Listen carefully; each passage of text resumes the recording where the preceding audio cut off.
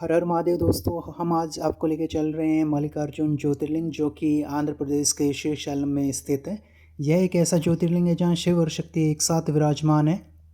इसी वजह से इस स्थान का नाम मल्लिकार्जुन पड़ा है। मल्लिका माता पार्वती को संबोधित करता है और अर्जुन भगवान शंकर को।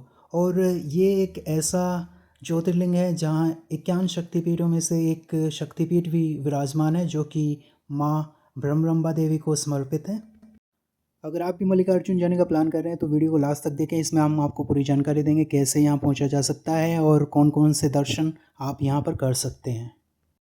तो चलिए स्टार्ट करते हैं इस जर्नी को। तो सबसे पहले आपको अपने नियरेस्ट रेलवे स्टेशन पहुँचना है। वहाँ से आपको हैदराबाद की ट्रेन लेनी है या आप मार्कापुर रोड ले सकते हैं जो कि सबसे नियरेस्ट रेलवे स्टेशन है। मार्कापुर रोड की आपको ट्रेन ईजिली अवेलेबल नहीं होगी, तो सबसे बेस्ट है हैदराबाद।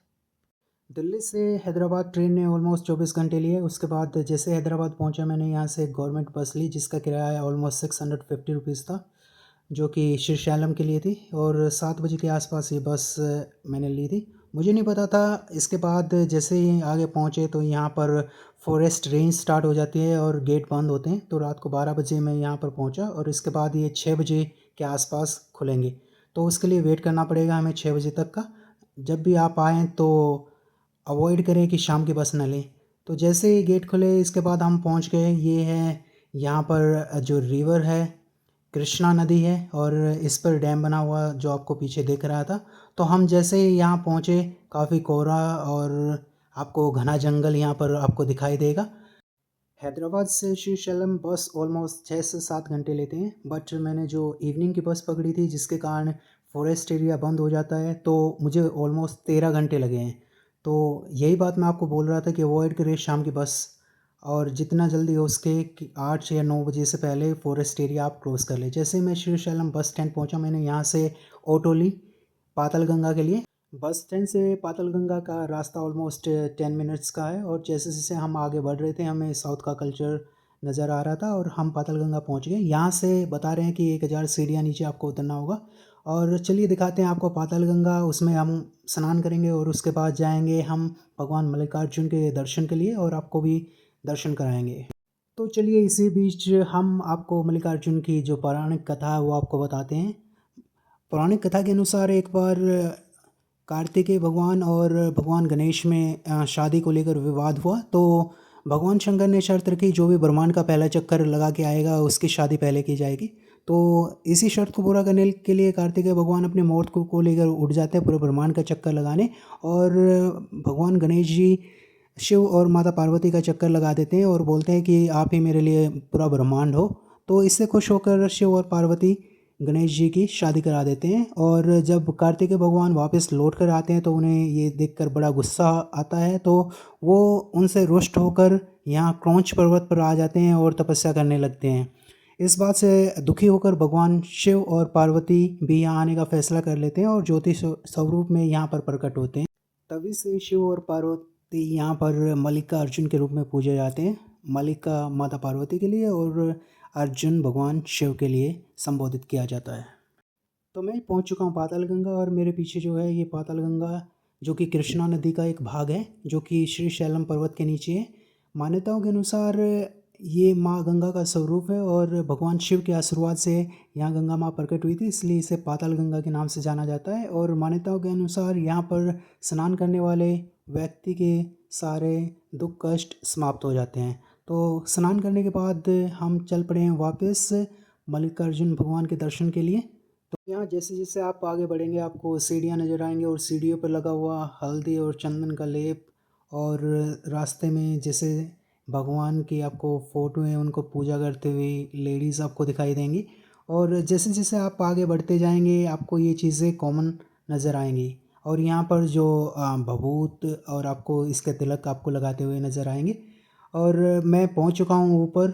ठीक है, मुझे ऑलमोस्ट 10 मिनट्स लगे ऊपर आने में। और जैसे आप ऊपर सीढ़ियाँ चढ़ते हैं आपके लेफ़्ट साइड में आपको शिव जी का एक मंदिर मिलेगा जो कि पातालेश्वर स्वामी के नाम से प्रसिद्ध है। यहाँ पर आप दर्शन कर सकते हैं भगवान शंकर के। और इसके बाद रास्ते में मुझे मिला हनुमान जी का ये छोटा सा मंदिर और यहाँ पर मैं चला गया। इसके बाद यहाँ पर दर्शन किए मैंने हनुमान जी के। काफ़ी सुंदर प्रतिमा है, छोटी प्रतिमा है और बराबर में जानकी माता, भगवान श्री राम और लक्ष्मण जी की जो प्रतिमा है। और यहाँ से निकलने के बाद जो मैं चला गया, यहाँ पर रास्ते में आपको एक डॉर्मेट्री आपको मिलेगी जो कि नंदीश्वरा है, और यहाँ पर 100 से 200 रुपये में आप रुक सकते हैं, आपका स्टे हो सकता है। अगर आप होटल लेना चाहते हैं तो आपको 800 से 1000 रुपये में होटल आपको ईज़िली यहाँ पर मिल जाता है।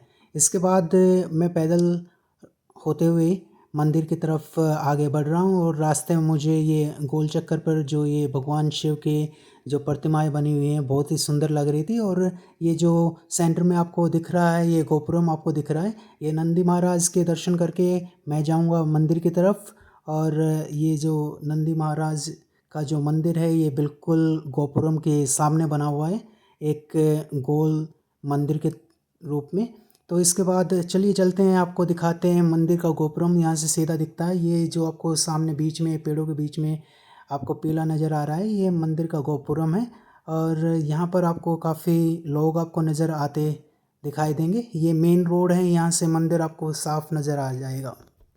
तो मंदिर की जो टाइमिंग है, मंदिर 4:30 बजे से रात 10 बजे तक खुलता है, जिसमें 6 बजे से 1 बजे तक आपको जो नॉर्मल आपके दर्शन होते हैं, सामान्य दर्शन, और 1 से 3 बजे तक मंदिर बंद रहता है, और उसके 3 से 8 बजे तक दोबारा से दर्शन होते हैं।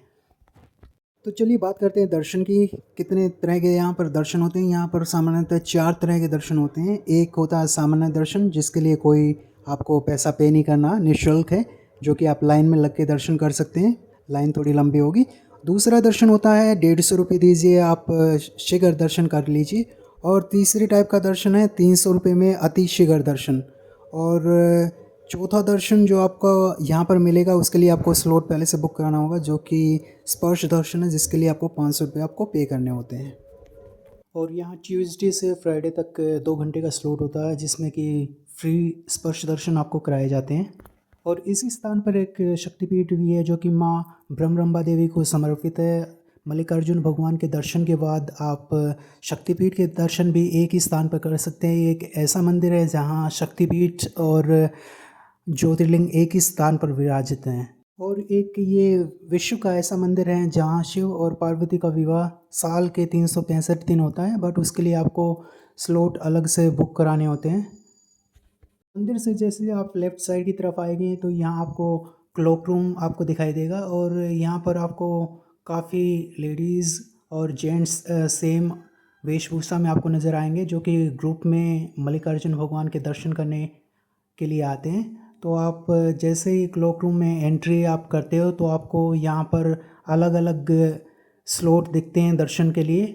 और मोबाइल फ़ोन मंदिर परिसर के अंदर अलाउड नहीं है, तो आपको यहाँ मोबाइल फ़ोन आपका सबमिट कराना होगा। तो ये जो सामने आप देख रहे हैं होर्डिंग्स, इस पर लिखा हुआ है कि आप यहाँ पर जो दर्शन की टाइप हैं, 150 रुपये में लाइन यहाँ से लगेगी शीघ्र दर्शन के लिए, 300 रुपये में अति शीघ्र दर्शन के लिए। तो जो आपका मोबाइल सबमिट कराने का चार्ज 10 रुपये रहने वाला है, और बैग का 20 रुपये यहाँ आप सबमिट करा सकते हैं। और दर्शन में आपको 3 से 4 घंटे का टाइम लग सकता है। तो मेरे दर्शन में 3 से 4 घंटे का टाइम लगा और दर्शन बहुत अच्छे हुए। इसके बाद मैं मंदिर के बैक साइड आ गया, जहाँ पर आप फ़ोटो ले सकते हैं या वीडियो बना सकते हैं। यहाँ से आपको जो प्लेटफॉर्म बना हुआ है उससे मंदिर के चारों गोपुरम आपको साफ नज़र आएंगे। और इसी स्थान पर थोड़ी दूर चल के आपको यहाँ से प्रसाद भी मिल जाता है, जो कि 20 रुपये लड्डू होता है। अलग अलग तरह के प्रसाद मिलते हैं, और यहीं पर आपको फ्री जो भोजन होता है, जो प्रसादम होता है, वो भी यहीं पर आपको मिलता है। मंदिर में हज़ारों साल पुरानी शिल्पकला और जो मूर्तियां हैं, और साथ में आपको मंदिर के अंदर आपको अलग अलग प्रकार के लिंगम आपको देखने को मिलेंगे। धरती लिंगम, आकाश लिंगम, अग्नि लिंगम, जहां आप दर्शन कर सकते हैं। और इसी के साथ सब यादें संजोकर मैं चल दिया हूँ अपने वापसी की ओर। और बात करें मेरा एक्सपीरियंस जो ओवरऑल है वो काफ़ी अच्छा रहा है। यहाँ पर जो मंदिर की व्यवस्था है काफ़ी अच्छी है। आपको सामान्य दर्शन के लिए भी लाइन में ज़्यादा टाइम लगना नहीं पड़ता। यहाँ पर हॉल बने हुए हैं जिनमें आपको बैठाया जाता है, और एक हॉल भरने के बाद उस पर ताला लगा दिया जाता है, फिर दूसरे हॉल को भराया जाता है। ऐसे स्टेप बाय स्टेप वो कवर करते हैं। जैसे ही आपका नंबर आएगा तो हॉल का दरवाज़ा खोल दिया जाएगा और आप आराम से दर्शन कर सकते हैं। तो यहाँ दर्शन करने के बाद मैं चल पड़ा हूँ साक्षी गणपति जी के दर्शन करने के लिए। मान्यताओं के अनुसार अगर आप मल्लिकार्जुन भगवान के दर्शन करते हो तो आपको साक्षी गणपति जी के दर्शन भी करने होते हैं, क्योंकि वही आपके इस दर्शन के साक्षी होते हैं कि आप मल्लिकार्जुन आए हैं। और इसे दक्षिण का कैलाश भी कहा जाता है। तो मैं पहुंच गया हूँ साक्षी गणपति जी, जो कि वहाँ से आधे घंटे की दूरी पर है, और ये है साक्षी गणपति जी का मंदिर। यहाँ पर आपको ज़्यादा टाइम लाइन में लगने की ज़रूरत नहीं है, 10 से 15 मिनट में आपका नंबर आ जाता है। और प्रसाद के रूप में यहाँ पर जो नारियल ही चढ़ाया जाता है।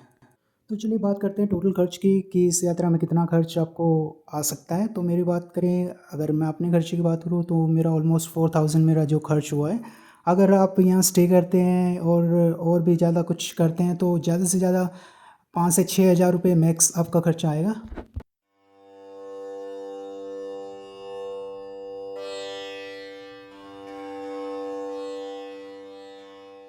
और बात करें फूड की, तो फूड में आपको थोड़ी, यहाँ अगर आप नॉर्थ इंडिया साइड से हैं तो आपको थोड़ी प्रॉब्लम आने वाली है, क्योंकि यहाँ इडली डोसे के अलावा और बाकी कुछ मिलना मुश्किल है। तो चलिए मैं पहुंच गया हूँ श्री शैलम बस स्टैंड। यहाँ से मैं वापसी जा रहा हूँ। अगर वीडियो पसंद आई तो like share and comment. Her her Mahadev.